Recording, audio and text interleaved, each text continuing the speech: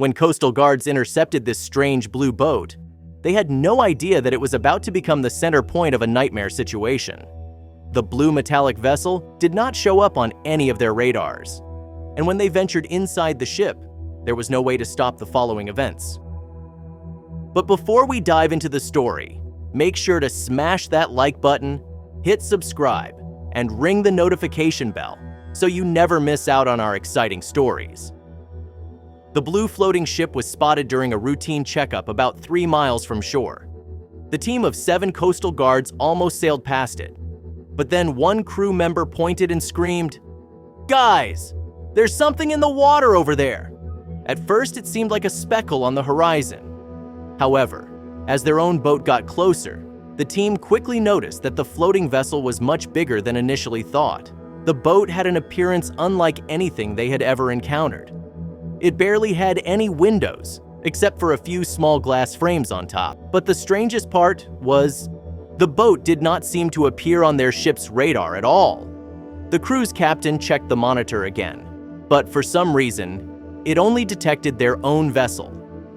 The boat was a mystery, and its blue color, which almost blended perfectly with the sea's waves, added to this feeling. The crew needed to find out more, and the next logical step was to call out the person steering the mysterious boat. "Hello, this is the Coastal Guard. Would the person inside the blue vessel please step out and introduce himself?" But no matter how many times they pleaded, nobody seemed to answer. An atmosphere filled with tension was present, and it could only be resolved by taking a closer look. So, without hesitation, the team tossed a rope with a hook in the end toward the blue boat so they could pull it in. That, however, did not exactly go according to plan either. At first glance, the boat was not that large, so with a full team of strong pulling men, they should have been able to draw the boat near. But the mysterious thing would not budge an inch. Instead, it was their own boat that was pulled forward. "What is this thing?" the captain spoke nervously. "There is more than meets the eye with this thing. We're just seeing the tip of the iceberg," one of the crew members stated as their 2 ships finally touched. This crew member, however, would come to regret this statement because it resulted in the captain ordering him and a colleague to lead the investigation. Brendan, the Coastal Guard tasked with the search, was hesitant, but with his crew watching, he could not disappoint. Carefully, he placed his first few steps on top of the blue boat as he inched toward the small top windows. His crew member and mate John joined him, and together, they tried to peek inside. The tiny windows, however, did not provide much insight because the view through them appeared almost pitch black. There was only one thing they could do. "We need to open her up," Brendan explained to his friend. John agreed, and together, they lifted the hatch on top of the vessel. With a loud creak, the top hatch of the boat folded open, revealing a ladder downward. They could not see the bottom, which increased their nerves tenfold. The 2 men stared at their captain, hoping for him to call them back. But the old sailor simply spurred them on. "Go ahead, we're right here." Brendan reached inside his back pocket, pulled out a flashlight, and used it to illuminate the ground beneath. After that, the 2 men ventured downward into the boat, a decision they would soon come to regret deeply. Once at the bottom, Brendan and John used the flashlight to look around. The ships inside looked even more worn down than its outer exterior. It appeared to be only bare metal, except for the center console, which had seen better days. "There's no one here, so who piloted the boat?" John said, confused. Brendan shrugged and tried to communicate his findings with the outside crew. But then, the connection coming from Brendan's walkie-talkie was jittery, and words were hard to understand. But then things got dire in a hurry. A creak was heard above the 2 men, and then suddenly, the top hatch closed on its own. The coastal boat's captain and the other crew saw this happening, and widespread panic occurred. They tried to ask Brendan and John if they were all right, but the communication signal was gone completely because of the closed hatch. The 2 investigating crew members were cut off from the main group, and that was just the start of their problem because immediately afterward, the boat started to vibrate tremendously. Brendan and John climbed the ladder and stared at their coastal boat in fear. But unfortunately, that would be the final glimpse they got because the blue boat had a mind of its own and was starting to submerge completely underneath the ocean's surface. What the hell is going on? Brendan, who was full of panic on the inside, still did his best to distress his colleague. "John, calm down. The boat isn't taking on water, so we are not sinking." It seems that that remark, however, did not calm John down. If it's intentional, then who's doing this? The two men quickly reached a state of panic, even Brendan, who tried to keep his cool for as long as he could. They slammed their fist against the metal hatch atop the ladder, but there was no budging it. This was futile, and just a few seconds later, the boat was completely submerged underwater. And then a realization hit inside Brendan's brain. This isn't just any boat, it is a submarine of sorts. John nodded and agreed with this thought, but that did not solve their dire situation. The two crew members desperately tried to communicate with the main boat, but the signal was completely dead.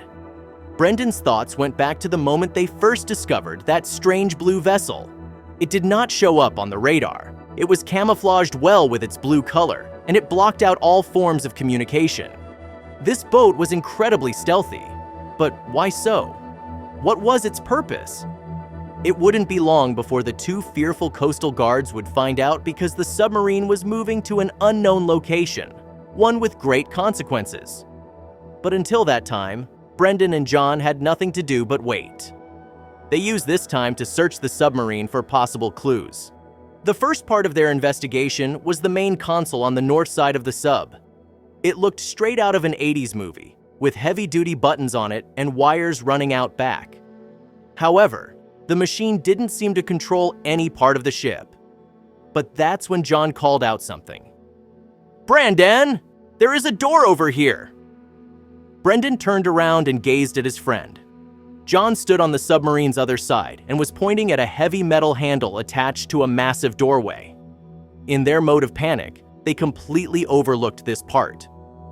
What could be behind it? The two men joined forces and started pushing the handle downward, hoping their combined strength would be enough to open this doorway. But this door, just like the hatch on top, seemed to be too powerful for these two desperate men to open. Things looked hopeless for a while, but then, just as Brendan and John placed their defeated bodies on the submarine floor, the boat started to vibrate intensely. It was the same vibration that occurred when they sunk down about 30 minutes ago, but this time they clearly went upward. "There's light coming through the top window," John stated excitedly. But this excitement was quickly shunned by Brendan, who was starting to realize that this entire journey would probably not have a happy ending. When the submarine was fully above water, loud voices were heard atop the vessel. "Somebody's coming in! Hide quickly!" Brendan said to his distracted colleague. The two men jumped up from their seated position and hid behind the console on the other end of the boat. And right after they reached their hiding position, the hatch on top opened up. At that moment, 3 individuals climbed downward and made their way to the locked door. Brendan carefully peeked around the corner and saw how the shady-looking individuals entered the locked compartment of the submarine empty-handed. But when they emerged, they were carrying large packages. What was this place? And what were they taking out? Brendan's mind raced as he tried to make sense of it all. The men were large and bulky in stature and made repeated trips up and downward, carrying dozens of large packages each to the surface. The process took about 30 minutes, and Brendan and John were lucky not to be discovered. But that did not mean the 2 coastal guards were out of trouble. When the shady men were eventually done unloading the submarine's contents, it was quiet inside the vessel. Neither Brendan nor John dared to speak, but both of them noticed that the individuals had left the top part of the ship open. This was their chance to escape, and both of them knew it. The 2 men knew what to do, so with Brendan leading the charge, they climbed up the ladder. Once at the top, the coastal workers reared their heads out of the boat and felt the cold ocean breeze on their faces. But that was not all, because the boat's location instantly shocked both men. They were in the middle of the ocean, with no land on the side. But around them, were 4 massive floating pillars holding a massive oil rig platform on top. "Where the hell has this ship taken us?" John spoke nervously. Nobody appeared in sight, and staying inside the submarine was no option, so Brendan and John carefully climbed the long ladder that connected the submarine to the main platform above. And once they got there, a huge surprise awaited them. There was much activity on top of the oil platform. Workers were lifting boxes, and machines were transporting cargo from left to right. Brendan and Joan managed to stay hidden behind some large shipping containers, and together, they tried to plan out their next move. One thing was immediately clear: no oil drilling was being practiced here. But what was the purpose of this floating deck then? The two men carefully and secretively maneuvered about the place. A couple of times, they almost got caught. One time, John tripped over a loose wire, and just a moment later, 2 workers peered backward and nearly spotted them. But in the end, they managed to traverse the platform unseen. And all of this sneaking around eventually led them to witness the main event. They hid behind a large crate and saw an older man. Brendan figured he was in his mid-60s. He was well-dressed compared to the others on the platform, and the 3 individuals from before placed the stack of large packages before the older man's feet. "He must be the leader," John whispered. They saw how the leader cracked open the foil covering one of the packages, and from it, he pulled a thick stack of money.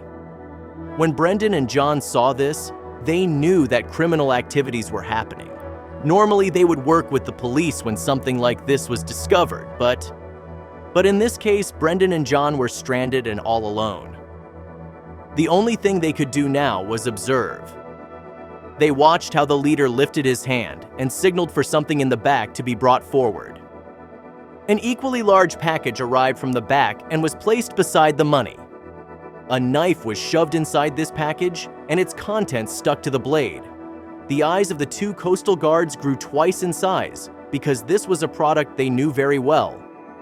As Coast Guards, they confiscated a lot of illegal substances, and this was definitely a form of powdered drugs. But the quantities they witnessed today were on a whole other level than the volume they were used to. Brendan's biggest bust consisted of roughly 4 kilograms.